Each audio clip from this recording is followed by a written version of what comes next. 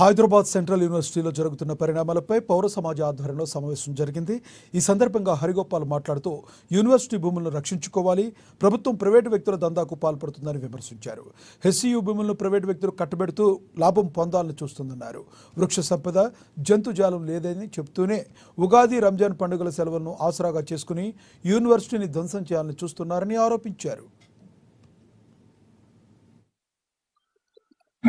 మీకు ఏదో 400 ఎకరాల భూమి అవసరం ఉంది కనుక అది మేము తీసుకుంటాము అనేది చెప్తున్నారు. మీ అవసరం కాదు, ప్రజల అవసరము, సమాజం యొక్క అవసరము, భవిష్యత్తు అవసరం. ఒక ప్రభుత్వం అంటే దీర్ఘకాలమైన దృష్టి, ఒక దూర దృష్టి ఉండాలి కదా. ఇవాళనే ప్రభుత్వం కాదు కదా. ఇవాళ మీరు హైదరాబాద్ యూనివర్సిటీలో ఉండే 400 ఎకరాలు ఉండే భూమిలో ఉండే చెట్లని పొలగొడితే ఇదే చివరి తరమా? ఇంకా భవిష్యత్ తరాలు 100 సంవత్సరం, ఇది ఎన్ని 100 ఏళ్ళ నుంచి పెరిగి ఉంటాయి.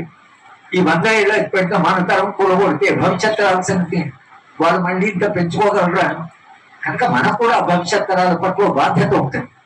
కనుక దీన్ని కాపాడాలంటే మీ అందరికీ ఆ విషయం అయితే స్పష్టంగా నేను చెప్పడం జరిగింది.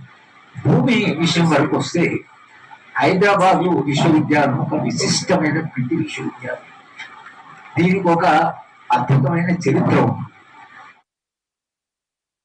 కరీంనగర్